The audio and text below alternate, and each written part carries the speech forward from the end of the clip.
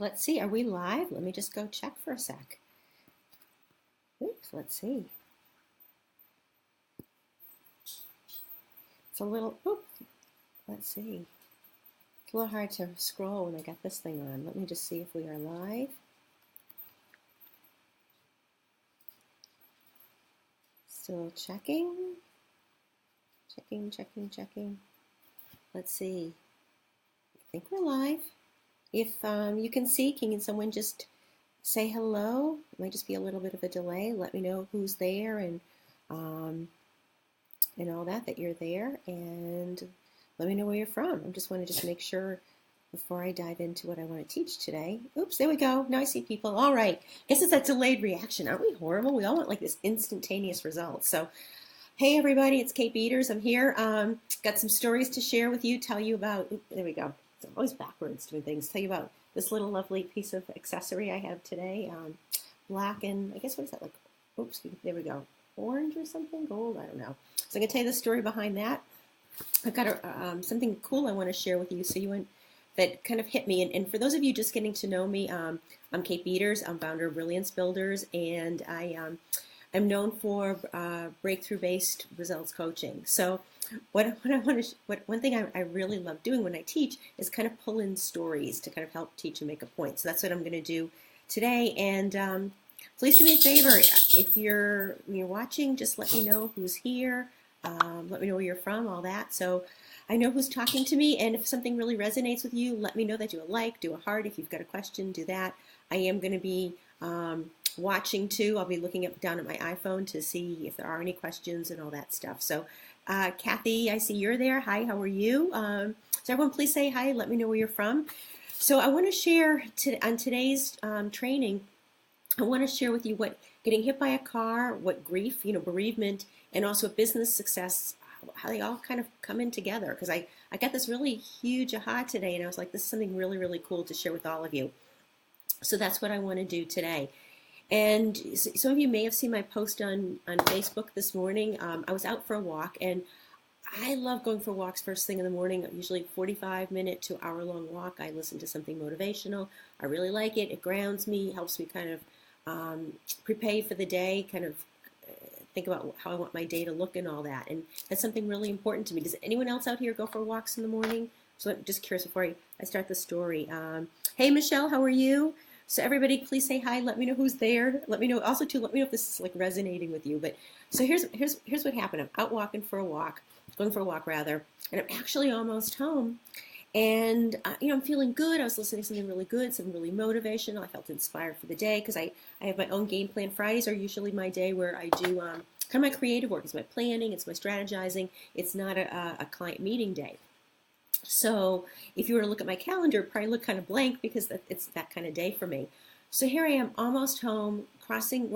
Just to back up for a sec, where I live, it's one of the suburbs right outside of Boston. And this time of morning, it was fairly quiet. It's a Friday morning. It was, whatever it was, around 8:30 or 9 something. The rush hour traffic had already gone, so it was fairly quiet.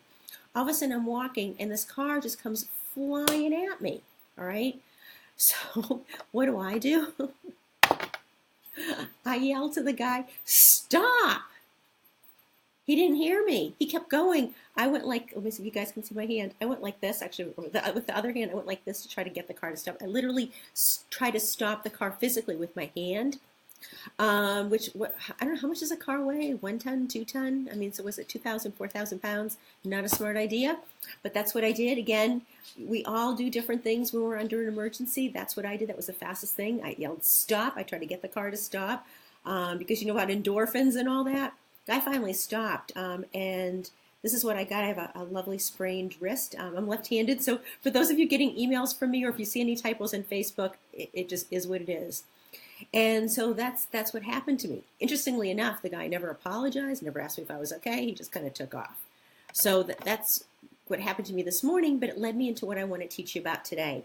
So let me just see. Oh, thank you to Kathleen. Yeah, you thrive. Yeah, Kathleen saying that she likes going on her walks with her dog.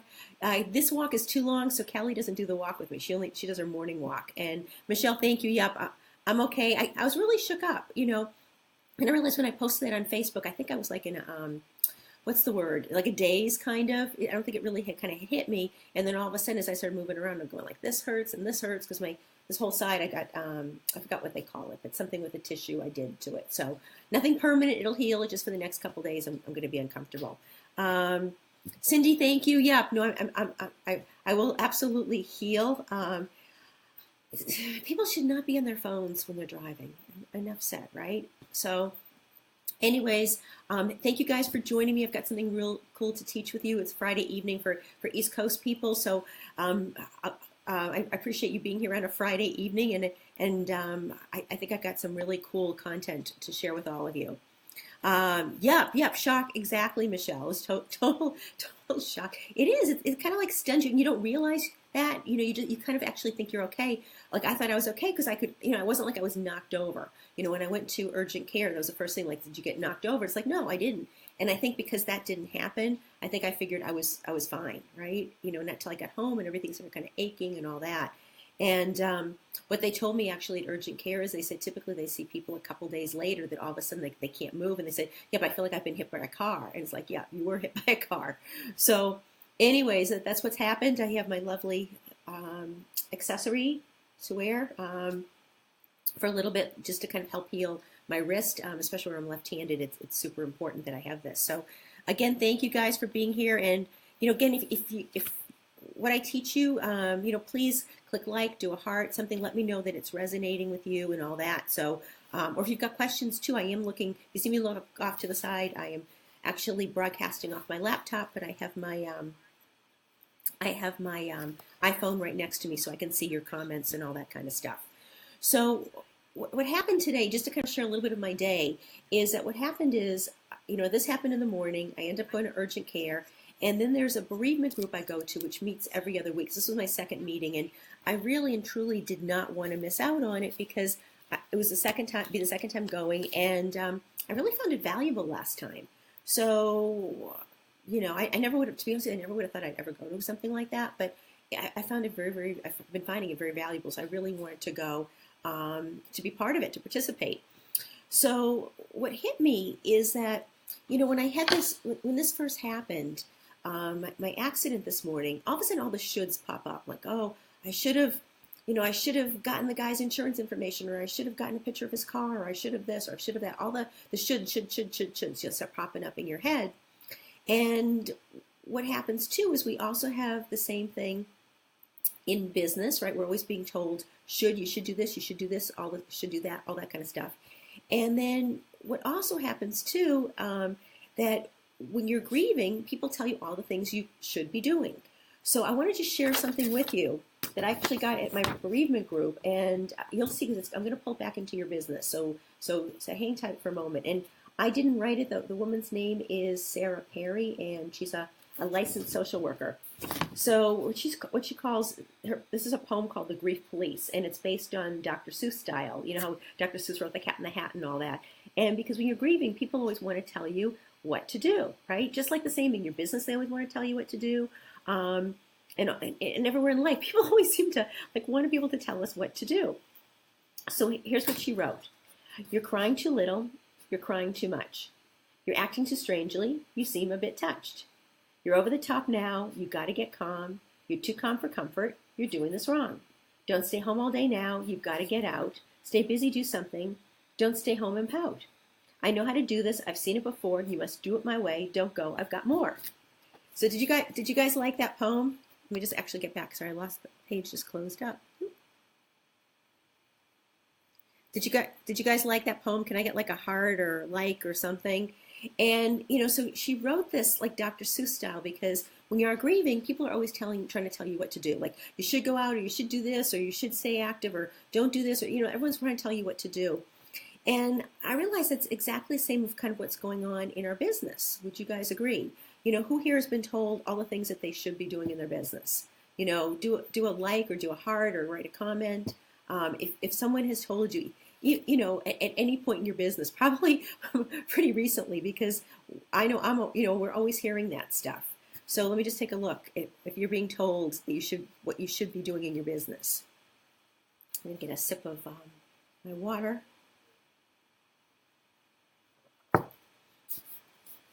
So people are always telling you, what you should be doing, what you shouldn't be doing, and all that kind of stuff. And the truth is that it's actually very, very detrimental to our business success. And what I find what's interesting now is that I even see now on Facebook ads, all this stuff about the shoulds. So the thing is that if you're always being told what you should do, the problem with that is that, whether you're an entrepreneur, whether you work in corporate America, wherever the heck you work, or whatever the heck you're doing with your life, it's your life. It's your life. Nobody else has the right to be telling you what you should do, especially when it's unsolicited, okay? That's extremely critical. Does that make sense to everybody? That just to get this unsolicited stuff being told what to do does not make any sense, all right? So if you guys agree, do a heart, do a like, let me know that's resonating with you. And the three areas I see that happen so much in our business is, one, community, and by community I mean, it could be your friends, the people you're hanging out with, your neighbors, and all that kind of stuff. And the way I see that happen very often is that, and I've had clients tell me this too, that, especially when they're going through a time that's maybe a little bit shaky for them, newer entrepreneurs, that, yep, Cheryl wrote, everyone has a suggestion of what to do. That's right, and especially when you don't ask for it. But, if you're having one of those down days and your friends will be like, yeah, this just looks too hard, maybe you shouldn't be doing this anymore, or you should do this.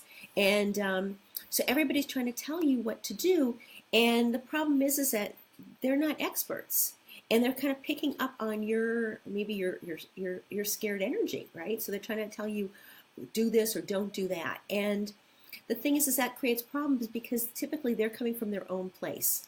And not that they might not love you or really like you or whatever, but they don't necessarily have your best interest at heart. They're coming from your place. From their place, rather. The second way this shows up is family, whether it's your family, your partner. I've had more stories of clients who tell me that, their partner says, like, should you be doing this thing, or should you be doing coaching, or should you be getting that program, or should you whatever. And, or also say, like, enough, you shouldn't need any extra help, things like that. So if anyone's ever been told anything like that in their business, can you do like a like or a heart or something that someone has meaningly, like acting like, and they're not doing to be mean, but they're still thinking that they're supporting you by telling you, like, oh, you shouldn't need any extra help, right? Has that ever happened to anybody? I remember when I first started my business, my boyfriend at the time was like, you're super smart, you shouldn't need to hire this, or you shouldn't need to take any courses, you can figure it out. Oh, thanks, Sunday. So Sunday just wrote, you're great on camera. Thank you. It's always great to get a compliment. I appreciate it. But think about it. People are saying this to you. Again, not always, like when my boyfriend said it to me, he wasn't trying to be mean. He actually thought he was like supporting me, like meaning like, hey, Kate, you're so smart. You don't need this.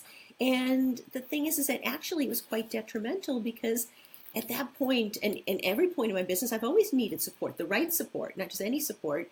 And I can say this now, not his support, but anyways, and again, he wasn't doing it to be mean. He wasn't doing it out of viciousness.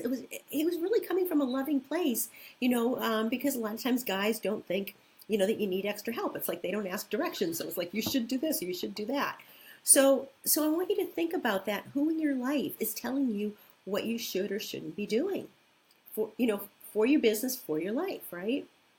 And the other way it shows up, I've been seeing this an awful lot now, and is online. And do me a favor, if you've been seeing it online too, all over the place, do a like, do a heart, because I've been seeing it all over the place. Especially with these Facebook ads, all the things we should or should not be doing. And what really kills me is people who, it seems like the big thing now is to be kind of anti-hiring somebody who knows what they're doing. And instead, now I see people saying like, you shouldn't hire them, hire me, because I'm pissed off too. So even though this person has no clue what they're doing. So it's just this craziness. So you're getting it, when you think about it, three ways you're being told all the things you should and shouldn't do for your business and your life. You're getting it from your community, you're getting it from your family, and you're getting it from online, right?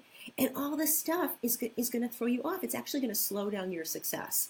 Because what you really need to do is, support is great, but it's got to be the right type of support. Is everyone following me so far? Has anyone ever listened to a should or should not, because someone else told you that, and then all of a sudden later on you're like, you know what? That wasn't my thing. That wasn't my story. Because understand, whenever anyone tells you that, they're always coming from their story, not your story. Okay? And they don't always know all the facts.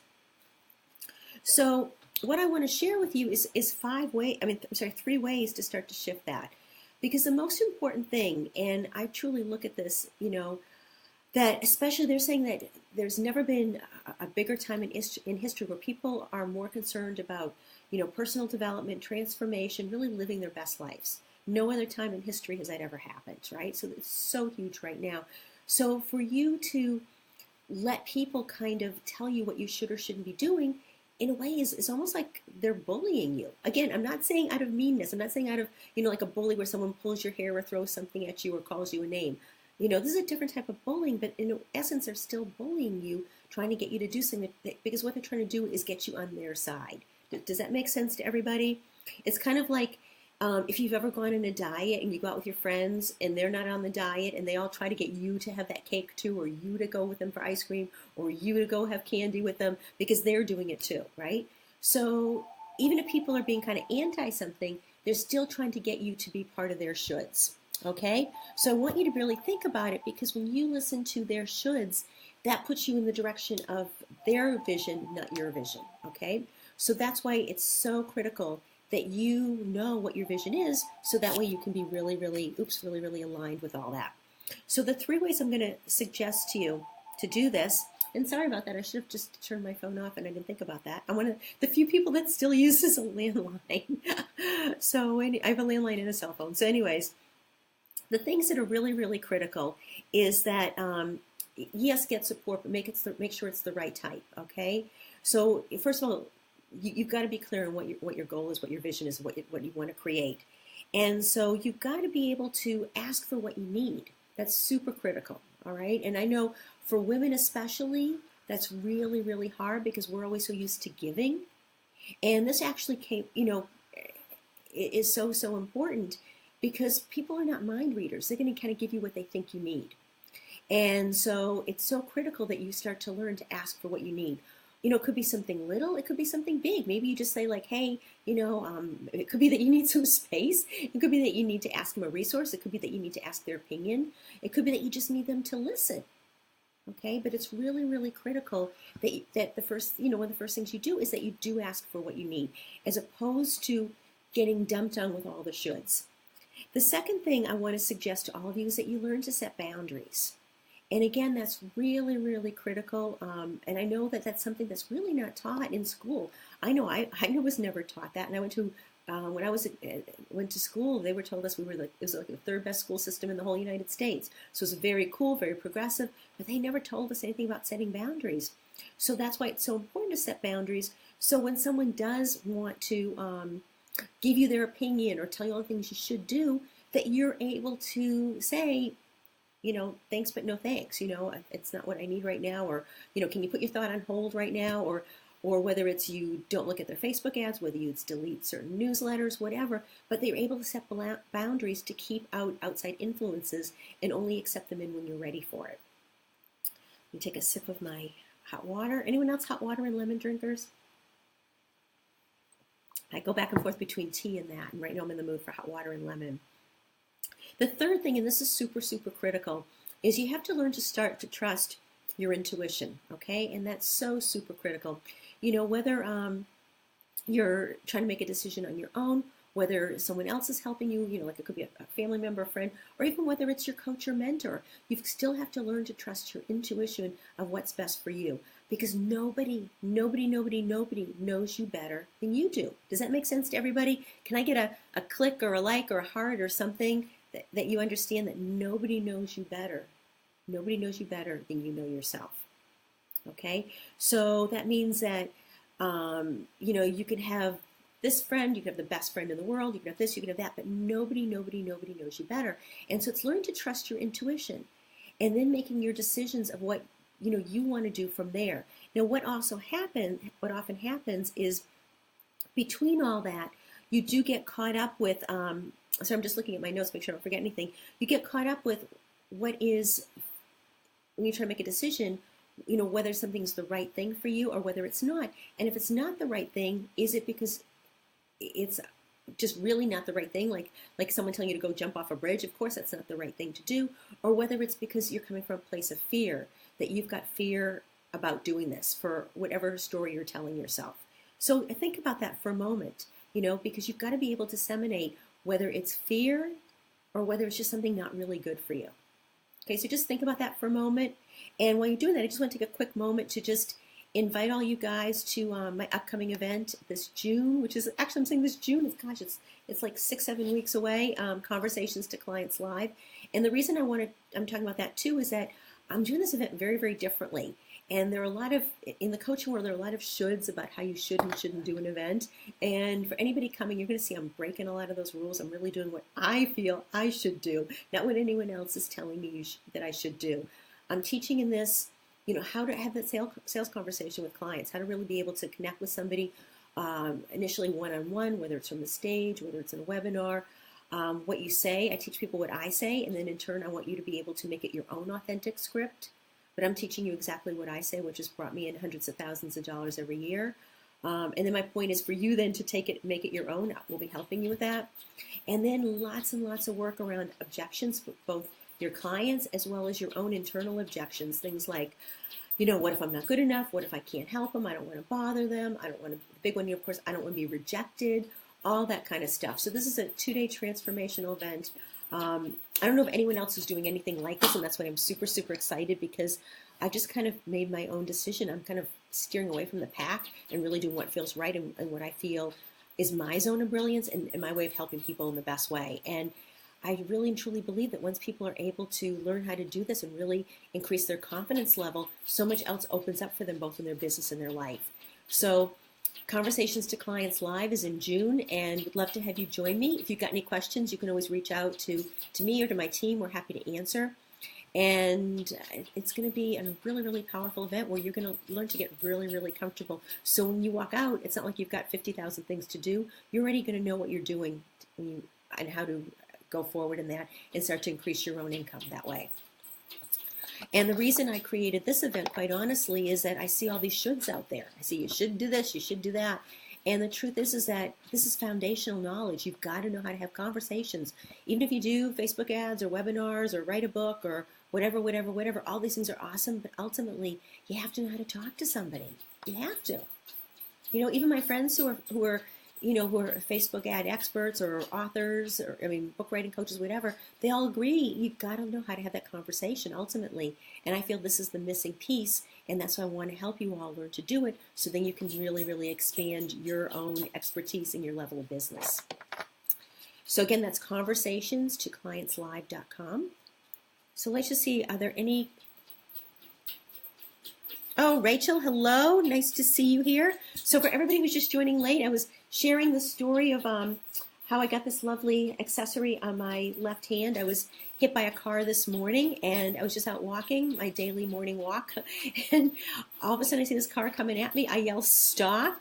The guy doesn't stop. I had my hands like this to literally stop the car because that's all I could think of doing at that time. Not the best decision, but again, things happen in a nanosecond. It's hard to think. And, try to stop something that weighs whatever it is. Was the car weigh a couple tons? I don't know, 2,000, 4,000 pounds. So I sprained my my wrist and also did some stuff to my tissues, soft tissue and all that. So anyways, I will heal, but it just brought up the subject of all the shoulds, how we're being told what we should do in business, both from our community, our family, and also online. And I really think it's time to start pushing that away. And the suggestions I gave everybody is to learn to ask for what you need. That's really critical. Push all the other stuff away. So by that step 2, set boundaries so that way you're able to say no, thank you. I don't need that information. And the third thing is really to learn to trust your intuition. And when you're able to do that from a really, really strong place of power, you understand exactly if something's right for you or wrong for you. And if it's wrong, taking it that step further, is it wrong because it's just not a smart thing to do? It's like you wouldn't stick your hand on a stove, you wouldn't jump off a bridge, it's not a good thing to do. Or does it just feel uncomfortable?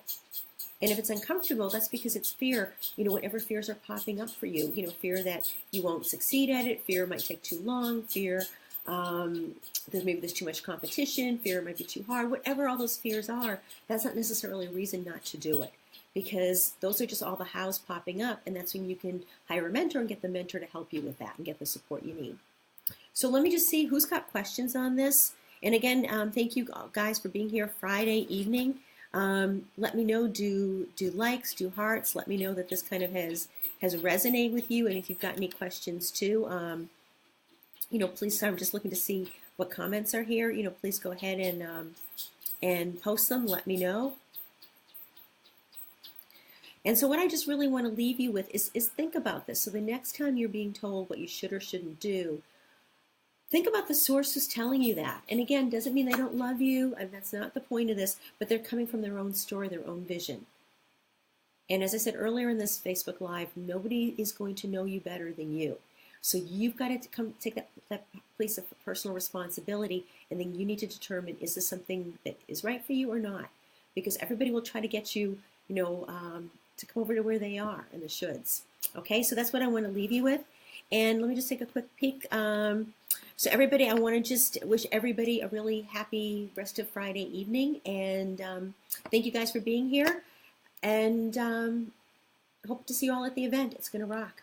Take care, everybody. Bye.